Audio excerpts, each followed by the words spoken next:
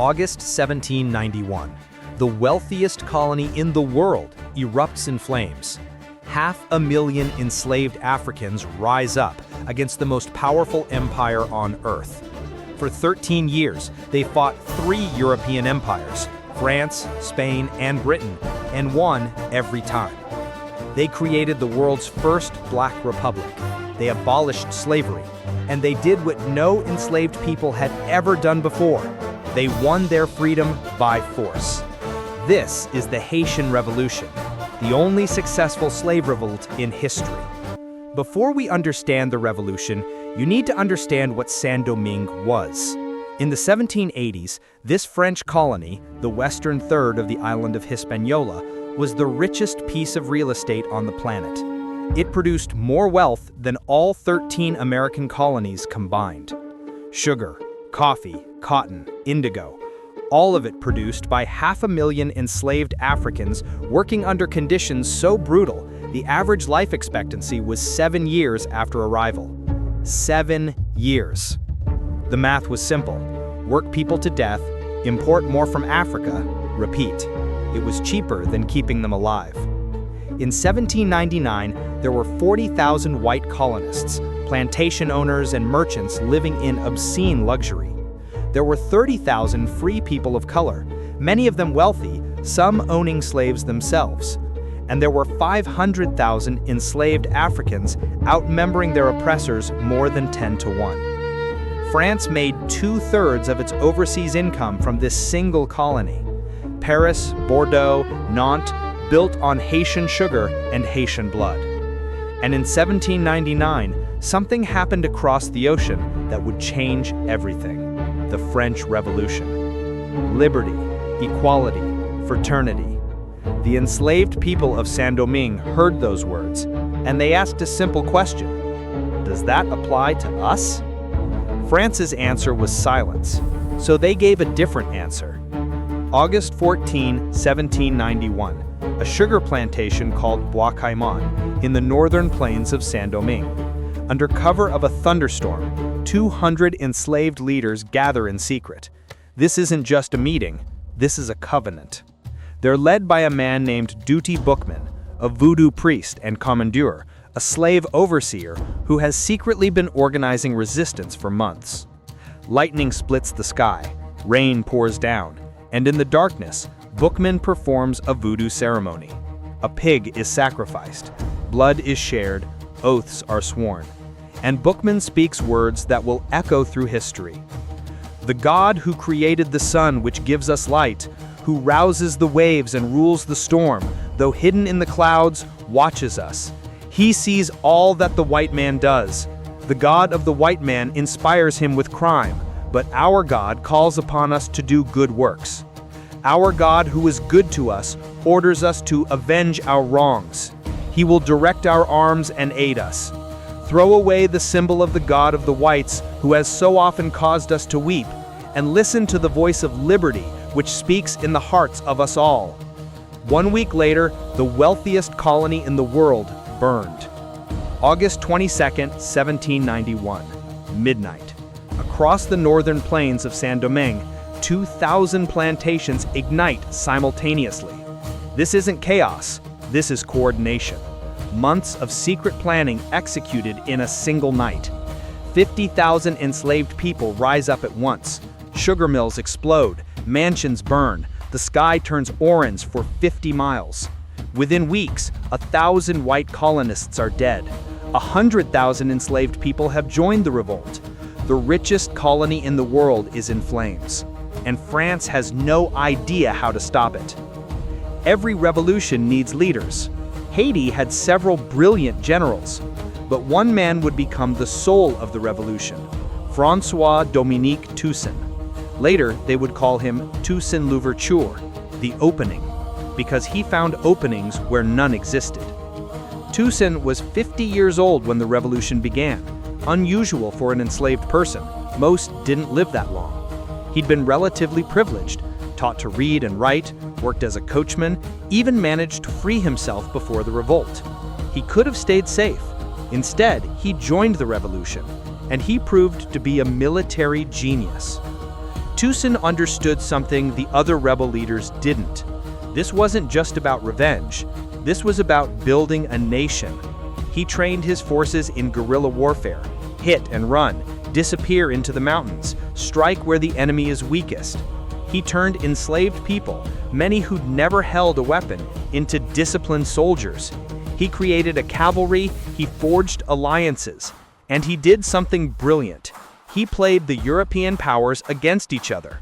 When France wouldn't abolish slavery, Toussaint allied with Spain. When Spain betrayed the revolution, he switched to France, but only after securing a promise: the abolition of slavery in Saint-Domingue. In 1794, the French Convention abolished slavery in all French territories, the first European power to do so. Not out of enlightenment, out of desperation. They needed Toussaint's army. And Toussaint delivered. He drove the Spanish out of the eastern part of the island. He defeated British invasion forces, 40,000 British troops sent to conquer Saint-Domingue. The British lost 20,000 men to yellow fever and Toussaint's tactics before retreating in humiliation.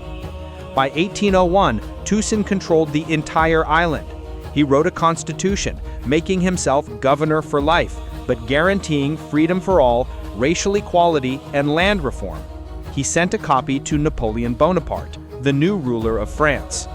Napoleon's response was simple: "I will not rest until I have torn the epaulets off every black man in the colonies." He was about to learn that Toussaint Louverture was no ordinary man. January 1802. Napoleon sends his brother-in-law, General Charles Leclerc, with 20,000 veteran troops, fresh from conquering Europe, to retake Saint-Domingue and restore slavery. It's the largest military expedition France has ever sent to Americas. Leclerc has secret orders: capture Toussaint and the black generals, deport them, execute the officers, disarm the population, and restore slavery. Toussaint knows what's coming. At first, he tries diplomacy. Leclerc promises to honor freedom and equality. He swears Napoleon will never restore slavery. Toussaint doesn't believe him, but some of his generals do. They defect to the French side, thinking peace is possible. It's a trap. In June 2002, Leclerc invites Toussaint to a peace negotiation. When Toussaint arrives, under a flag of truce, French soldiers arrest him. He's put in chains, shipped to France, imprisoned in a cold fortress in the Jura Mountains, deliberately chosen because Toussaint, who'd spent his entire life in the Caribbean heat, couldn't survive the cold. Napoleon wanted him to suffer. In his final letter, Toussaint wrote, "In overthrowing me, you have cut down in Saint-Domingue only the trunk of the tree of liberty. It will spring up again by the roots, for they are numerous and deep." On April 7, 1803, Toussaint Louverture died in that freezing prison cell. He was 59 years old. Napoleon thought he'd won, but Toussaint's prophecy was already coming true. Because Leclerc made a fatal mistake. In July 1802, word reached Saint-Domingue that Napoleon had restored slavery in Guadeloupe and Martinique, other French Caribbean colonies.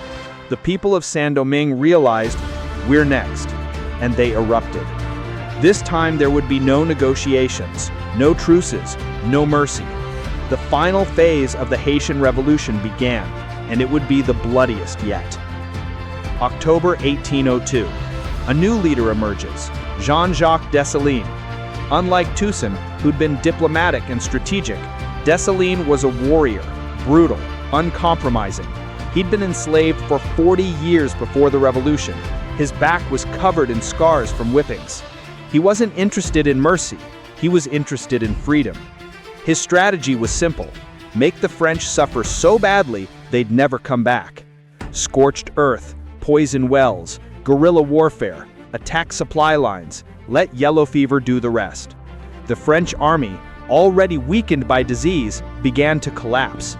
Of the 40,000 troops Napoleon eventually sent, over 24,000 died, most from yellow fever, but thousands more from Dessalines' relentless attacks. General Leclerc himself died of yellow fever in November 1802. His replacement, General Rochambeau, was even more brutal. He imported man-eating dogs from Cuba to hunt down rebels. He held mass drownings of suspected revolutionaries. He executed prisoners in public squares. It backfired. Every atrocity hardened the resolve of the Haitian forces. By 1803, Britain had re-entered the war against France in Europe. Napoleon needed troops. He needed money. Saint-Domingue was bleeding him dry. In November 1803, Rochambeau was surrounded at Cap Français, the colonial capital, with the last 8,000 French troops. He surrendered. The French evacuated, and they never came back. And on January 1st, 1804, Jean-Jacques Dessalines stood in the city of Gonaïves and declared independence. Ripped the white stripe from the French tricolor flag, symbolically removing the white colonizers, leaving blue and red. And he gave the new nation its indigenous Taino name, Haiti, land of high mountains. The Republic of Haiti was born, the world's first black republic, the first nation founded by formerly enslaved people. They had defeated France, Spain, and Britain. They had abolished slavery, not through gradualism or legal reform, but through revolution. And they had proven something the world didn't want to believe, that enslaved people could fight for their own freedom and win. So why don't we learn about this in school? Because the Haitian Revolution terrified every slave-owning nation on earth. The United States refused to recognize Haiti for 60 years, until 1862, during the Civil War. Why? Because Southern plantation owners feared that acknowledging Haiti would inspire American slaves to revolt. Thomas Jefferson, author of All Men Are Created Equal, called the Haitian Revolution a great disaster and implemented a trade embargo to economically strangle the new nation. France refused to recognize Haiti until 1825, and only under one condition. Haiti had to pay 150 million francs in reparations for the property France had lost. Property, meaning the enslaved people who'd freed themselves and the land they'd seized. Haiti paid this extortion for 122 years. The final payment was made in 1947. Let that sink in. The victims paid reparations to their oppressors for the crime of freeing themselves. And France didn't apologize until 2001. The debt crippled Haiti's economy for generations. Some economists estimate that Haiti paid the equivalent of $21 billion in today's money, wealth extracted to punish them for having the audacity to be free. Western history books erased the Haitian Revolution for another reason. It destroyed the myth of European invincibility. It proved that enslaved Africans were just as intelligent, courageous, and capable as any European soldier. And that terrified colonizers everywhere. So they minimized it, called it a slave revolt, as if it were just chaos and violence, portrayed Toussaint and Dessalines as bloodthirsty savages, ignoring the centuries of European atrocities that preceded the revolution. They erased Haiti's military brilliance, political sophistication, and moral clarity. But the truth remains. Haiti defeated the three most powerful empires in the world.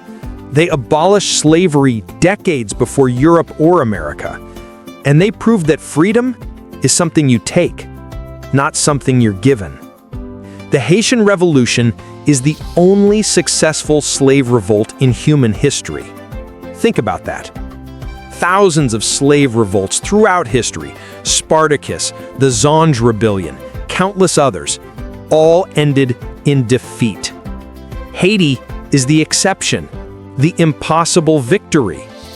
And yet most people can barely name a single Haitian revolutionary leader. Subscribe to the Erased Archives. What other erased histories should we cover? Drop your suggestions in the comments below.